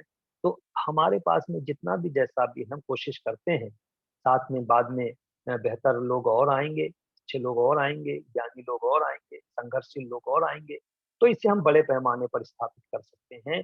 लेकिन ये सर्वव्यापी बात रहना चाहिए कि हमें बहुजन समाज के सभी अंगों को जोड़ना है, क्योंकि हमारे महापुरुषों ने ही ये नारा दिया है, बुद्ध ने नारा दिया, बाबा साहब अम्बेडकर ने पूरे बहुजन समाज के लिए कार्य किया, मान्यवर साहब कांसीराम जी ने पूरे बहुजन समाज के लिए आंदोलन किया। तो हमें भी राष्ट्रीय बौद्ध महासभा को एक केवल धार्मिक संस्था के रूप में ही स्थापित ना करके इसे बहुजन समाज का आंदोलन बनाना है। तो राष्ट्रीय बौद्ध महासभा का ये एक बड़ा मकसद है। इस मकसद को लेकर भी राष्ट्रीय बौद्ध महासभा जो है वो धीरे धीरे प्रयास करते जा रही है। जैसे जैसे हम सभी लोग अपनी कमजोरियों को दूर करेंगे, अपनी योग्यता को आगे बढ़ाएंगे, और जैसे 2500 साल पहले बुद्ध ने प्रबोधन के मामले में पूरे देश भर में प्रबोधन करने वाले लोग पैदा किया, 2500 साल के बाद में बाबा साहब अम्बेडकर ने अपने किताबों के माध्यम से गांव-गांव, गली-गली, पूरे देश भर में अपने किताबों के माध्यम से प्रबोधन किया। बाद में कांसीराम साहब ने प्रशिक्षण शिविर की प्रणाली विकसित करके पूरे देश भर में प्रबोधन की प्रणाली विकसित किया। तो हमें भी प्रबोधन करने वाले केडर कैंप लेने वाले, प्रशिक्षण शिविर लेने वाले, कि केवल वो इंजीनियर किशोर पर ही निर्भर ना रहे, केवल धर्म प्रकाश भारती साहब पर ही निर्भर ना रहे। हमें हर शहर में, पूरे देश भर में ऐसे प्रबोधन करने वाले, शिविर लेने वाले कि वास्तव में बाबा साहब अम्बेडकर क्या चाहते थे, बुद्ध क्या चाहते थे, कबीर क्या चाहते थे, संत रविदास जी क्या चाहते थे, संत गाडगे बाबा क्या चाहते थे, ज्योतिबा फुले क्या चाहते थे, राजर्षि शाहू क्या चाहते थे।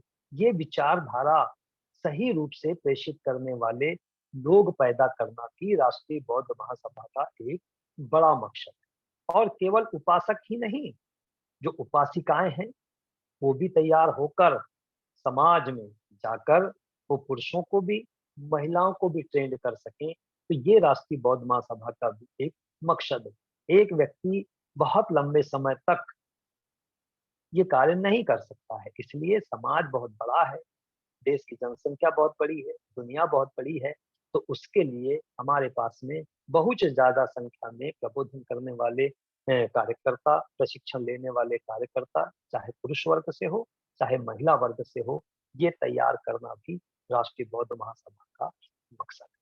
तो संक्षेप में साथियों, काफी लंबा समय भी होने लगा है, तो हमें ये समझना है कि जो राष्ट्रीय बौद्ध महासभा है इस तरह के मकसद को लेकर कार्य कर रही है। तो ये जो छोटी छोटी बातें हैं कि बाबा साहब अम्बेडकर जो थे वो एक तरह से धर्म के संस्थापक हैं, ऐसा हमको स्वीकार करना चाहिए, लेकिन उन्होंने अपने आप को धर्म संस्थापक नहीं कहा, उन्होंने सारा का सारा जो है श्रेय तथागत सम्यक संबुद्ध को दिया। लेकिन फिर भी जो बाबा साहब अम्बेडकर ने बात रखी है उससे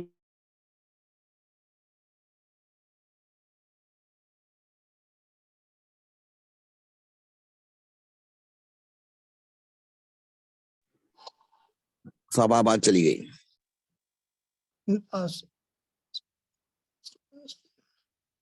सर अब कब माइक अनम्यूट हो गया या नेटवर्क में प्रॉब्लम आ गई है? माइक तो ओपन है सर, नेटवर्क प्रॉब्लम हो गई है। नेटवर्क में प्रॉब्लम आ गई है कुछ। हम अपने कार्यकर्ताओं के माध्यम से ये भी साबित करना है कि परिवार आदर्श हमारा कैसा हो, जो बौद्ध परिवार है उनका आदर्श कैसा होना चाहिए, जो परिवार का मुखिया है उसका आदर्श कैसा होना चाहिए, जो परिवार की गृहिणी है उसका आदर्श कैसा होना चाहिए, युवाओं का आदर्श कैसा हो, विद्यार्थियों का आदर्श कैसा हो, हमारे जो राजनीति करने वाले राजनेता हैं उनका आदर्श कैसा हो, जो राजनीति में चुनकर आते हैं, जो जनप्रतिनिधि हैं, जो चुनाव जीत कर आते हैं, उनका आदर्श कैसा हो, हमारे व्यापारी जो धंधा करते हैं, व्यापार करते हैं, उनका आदर्श कैसा हो, ये स्थापित करना भी बहुत जरूरी है। अभी हम जो हैं, हमने अभी अपनी अलग से पहचान नहीं बनाई है कि बौद्ध परिवार ऐसा होता है, बौद्ध परिवार का मुखिया ऐसा होता है, बौद्ध परिवार की गृहिणी ऐसी होती है, बौद्ध युवा ऐसा होता है, बौद्ध विद्यार्थी ऐसा होता है, बौद्ध राजनेता ऐसा होता है, बौद्ध जनप्रतिनिधि ऐसा होता है, बौद्ध व्यापारी ऐसा होता है। अभी तक हमने अपनी सेपरेट पहचान नहीं बनाई है। तो राष्ट्रीय बौद्ध महासभा का ये भी एक बड़ा मकसद है कि शिविरों के माध्यम से जन जन तक इस विचार को पहुंचाना कि हमारे अपने जो परिवार हैं उस परिवार में भी बदलाव करने की आवश्यकता है। हमारे जो राजनेता हैं, ताकि हम राजनीतिक जो बड़े स्तर पर परिवर्तन करना चाहते हैं, तो उसके लिए हमारे राजनेताओं को, जनप्रतिनिधियों को भी अपने आप को बदलने की आवश्यकता है। वो जरूर इस बात को कहते हैं कि हमें सत्ता चाहिए, सत्ता चाहिए, सत्ता से सब कुछ होगा। स्वाभाविक है, सत्ता से सब कुछ होगा, लेकिन कैसी सत्ता चाहिए? अभी तो नैतिक चाहिए। राजा भवतु धम्मिको, बाबा साहब अम्बेडकर ने बुद्ध और उनके धम्म में लिखा है, if the king is righteous his subjects will be righteous. यदि राजा नैतिक होगा तो उसकी प्रजा भी नैतिक होगी। तो ऐसे नैतिक राजा पैदा करना या ऐसे नैतिक राजा तैयार करना, ये भी राष्ट्रीय बौद्ध महासभा का मकसद है, ताकि हम सामाजिक परिवर्तन नैतिक आधार पे कर सकें, राजनीतिक परिवर्तन हम नैतिक आधार पे कर सकें, और परिवार को हम नैतिक बना सकें, मुखिया को नैतिक बना सके, गृहिणी को नैतिक बना सकें, परिवार के हर सदस्य को हम नैतिक बना सकें, एक आदर्श हम पेश कर सकें, ताकि लोगों के सामने ये दिखाई दे। अकेले बात राष्ट्रीय बौद्ध महासभा के संगठन की नहीं है, उसके माध्यम से हम परिवारों की भी एक अलग पहचान बनाने की दिशा में भी कार्य करना चाहते हैं। ये राष्ट्रीय बौद्ध महासभा का एक आंदोलन है। इसके साथ ही साथ ये बहुजनों का आंदोलन बने, और उसके लिए हम जो काम कर रहे हैं, तो उनके साथ ही साथ एक बड़ी और बात है कि जो पूर्णकालिक कार्यकर्ता जो सांसारिक माया मोह से दूर होकर बौद्ध धर्म के लिए समर्पित हो सकें, बाबा साहब के आंदोलन के लिए समर्पित हो सके, मान्यवर कांसीराम साहब के आंदोलन के लिए समर्पित हो सके, तो ऐसे युवाओं की खोज करना जो सांसारिक माया मोह से मुक्त होकर पूर्णकालिक कार्यकर्ता बन के हमारे इस राष्ट्रीय बौद्ध महासभा को ऊंचाइयों तक लेकर जा सके, ये भी राष्ट्रीय बौद्ध महासभा का एक बड़ा मकसद है। तो हम जो राष्ट्रीय बौद्ध महासभा के जो भी प्रचारक हैं, कार्यकर्ता हैं, शुभचिंतक हैं, पदाधिकारी हैं, हमारी ये जिम्मेदारी बनती है कि जो भी शिविर होते हैं, उनमें हम युवाओं की ज्यादा से ज्यादा भागीदारी सुनिश्चित कर सकें, ताकि जब ज्यादा से ज्यादा युवा आएंगे, किसी न किसी युवा में इस बात की भावना जरूर जागृत होगी कि मुझे अपने धम्म के लिए, मुझे अपने बुद्ध के लिए, मुझे अपने बाबा साहब के लिए, मुझे अपने मिशन के लिए अपने जीवन को लगाना चाहिए। तो ऐसे पूर्णकालिक कार्यकर्ता जो सांसारिक माया मोह से मुक्त होकर काम कर सकें, तो ऐसे युवाओं की खोज करना भी राष्ट्रीय बौद्ध महासभा का एक बड़ा मकसद है। तो साथियों, ये ऐसी छोटी-छोटी बातें हैं जिसे एक दिन में ही या 1 घंटे में ही पूरा नहीं किया जा सकता है, क्योंकि इतनी ही बातों के लिए राष्ट्रीय बौद्ध महासभा नहीं है, इसके अलावा भी और बहुत सी बातें हैं। लेकिन फिर भी संक्षेप में जितना समय था, उस आधार पे हम ये कह सकते हैं कि हम जो पदाधिकारी हैं, हम जो कार्यकर्ता हैं, हम जो शुभचिंतक हैं, जो भी हम राष्ट्रीय बौद्ध महासभा को बेहतर समझते हैं, तो उनके मकसद कुछ इस तरह से हैं, उसको और बड़ा रूप देना हम सबकी ज़िम्मेदारी है। उसके लिए ज़्यादा से ज़्यादा परिश्रम करना हम सबकी ज़िम्मेदारी है। उसके लिए ज़्यादा से ज़्यादा मेहनत करना हमारी सबकी ज़िम्मेदारी है। उसके लिए आदर्श बनना, रोल मॉडल बनना, ये हम सबकी ज़िम्मेदारी है। युवाओं की ज़्यादा से ज़्यादा भागीदारी सुनिश्चित करना, ये हम सबकी ज़िम्मेदारी है, ताकि युवा बड़े पर के साथ जुड़कर या पूर्णकालिक कार्यकर्ता बन के या सांसारिक माया मोह से दूर होकर कार्य करने के लिए प्रेरित हो सके, ताकि हम परिवार को भी बदल सकें, अपने नेताओं को बदल सकें, अपने कार्यकर्ताओं को बदल सकें, और जो बुद्ध क्रांति करना चाहते थे, जो बाबा साहब क्रांति करना चाहते थे, जो मान्यवर साहब क्रांति हम जी क्रांति करना चाहते थे, उसको हम आगे बढ़ा सकें। कारवां वहीं नहीं रुकना चाहिए, कारवां निरंतर आगे ही बढ़ता रहना चाहिए। तो इसके लिए हमारी अपनी ज़िम्मेदारी है कि हम पहले अपने आप को बदलें, और बदल कर दूसरों में किस तरह का बदलाव लाना है, वो कार्य करें। तो ये इस तरह के मकसद को लेके, इस तरह के उद्देश्य को लेके राष्ट्रीय बौद्ध महासभा अपने मार्ग पर निरंतर आगे बढ़ते जा रही है। जो लोग भी इसके साथ जुड़े हैं, वो लोग इन बातों को बेहतर तरीके से समझने और और अपने ज्ञान से, अपने अनुभव से और बेहतर जानकारियाँ इकट्ठा करें। हमारे पास तो जो थोड़ी बहुत जानकारी है, उसी के आधार पर हम बात कर रहे हैं। लेकिन आप सभी लोग भी बड़े जानकार हैं, तो आप भी अपने ज्ञान का और संवर्धन करके, बढ़ोतरी करके समाज को इस पक्ष में बदलाव यानी बदलने के लिए आप लोग भी सब मेहनत करें, ऐसी बात मैं कहना चाहता हूँ। और ये इस तरह के उद्देश्य हैं, इस तरह के मकसद हैं।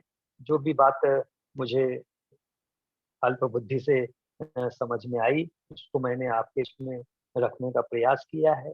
समय-समय पे और भी जैसे मौके मिलेंगे, तो उसमें हमारे और भी जो कोई उद्देश्य, नए भी उद्देश्य शामिल होते हैं, तो उसको हम भी रखने की कोशिश करेंगे। माननीय हमारे राष्ट्रीय संस्थापक जी जो हैं आदरणीय धर्मप्रकाश भारती साहब, वो भी इस तरह के मकसद और उद्देश्य जो हैं, वो बीच-बीच में रखते भी जाते हैं। तो इस तरह से ये कारवां चल रहा है। आप सभी लोग इस कारवां को और आगे बढ़ाने के लिए भरपूर योगदान दें, भरपूर मेहनत करें।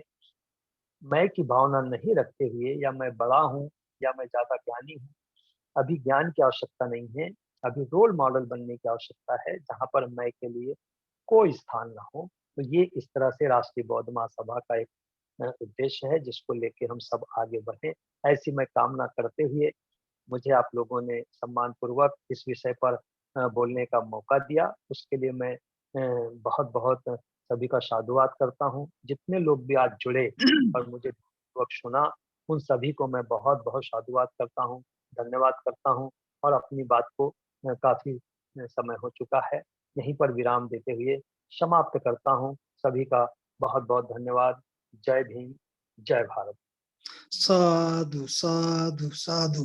तो ये थे हमारे राष्ट्रीय आचार्य माननीय आदरणीय इंजीनियर किशोर जी, जिन्होंने बहुत ही अच्छे तरीके से और सरल तरीके से सबको समझाने की कोशिश की। और मुझे आशा है कि जो हमारे नए साथी जुड़े हुए थे उनमें जो कोई भ्रांति थी, जहाँ उनमें कोई शंका थी, जहाँ कोई उनमें कंफ्यूजन था, तो मुझे लगता है कि वो उनका क्लियर हो गया है कि राष्ट्रीय बौद्ध महासभा का उद्देश्य क्या है, लक्ष्य क्या है, एम क्या है, ऑब्जेक्ट क्या है।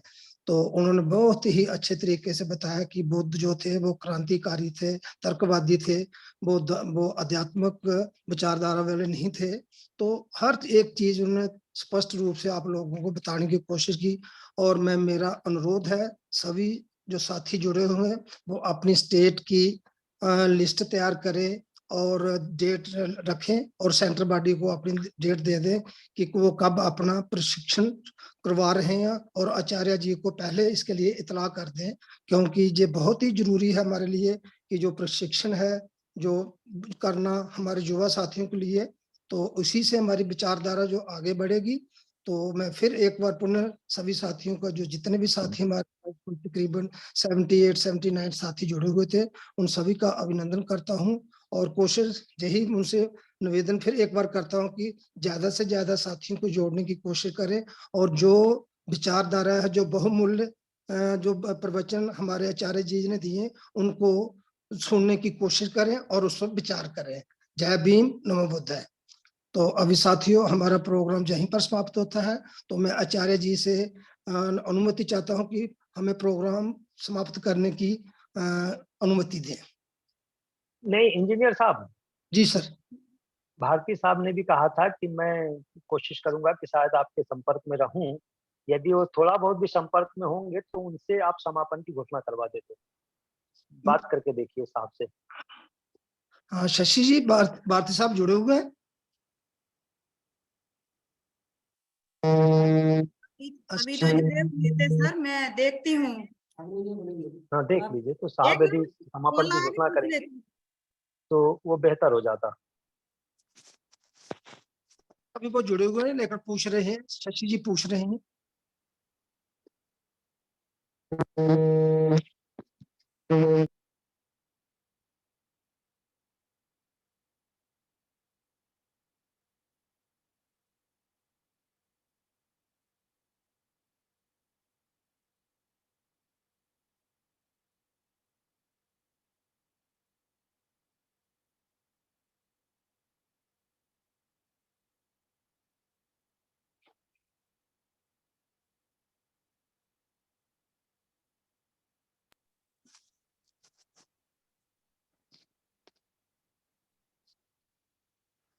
तो मेरा एक और निवेदन है सभी साथियों से कि जो हमारा जम्मू कश्मीर में 16वां अधिवेशन होने जा रहा है 14 अक्टूबर को, तो सभी साथियों से और सभी स्टेट प्रभारी से, सभी स्टेट महासचिवों से मेरा अनुरोध है कि वो अपनी स्टेट की जितने जो उनको कोटा दिया गया है उसकी लिस्ट बनाकर भेजें, और सेंटर ऑफिस से जो मेंबरशिप ड्राइव चल रही है उसके लिए वो अपनी मेंबरशिप पर्चियां वहां से मंगवा लें, क्योंकि समय बहुत कम रह गया है।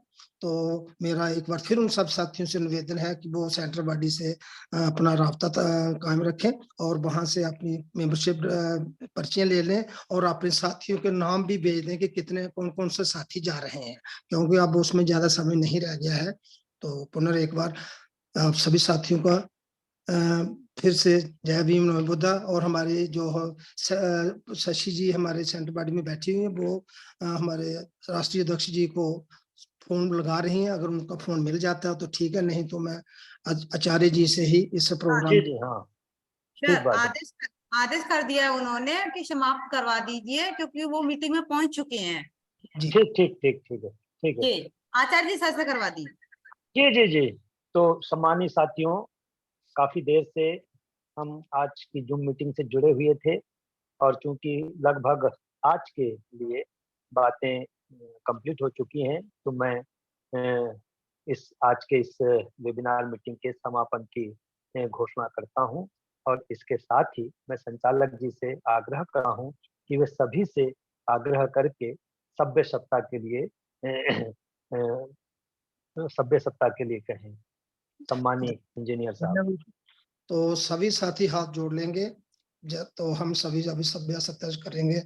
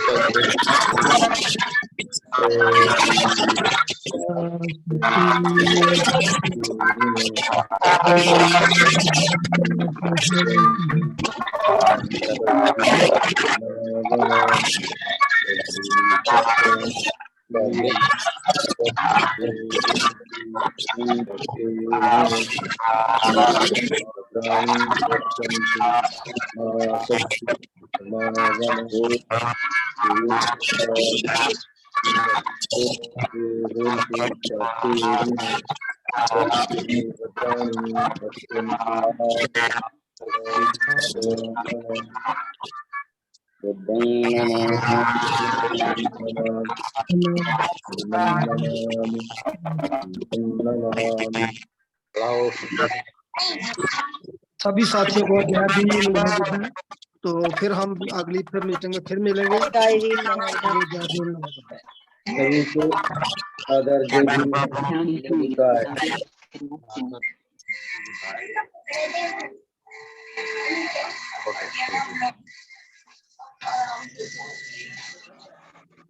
Okay.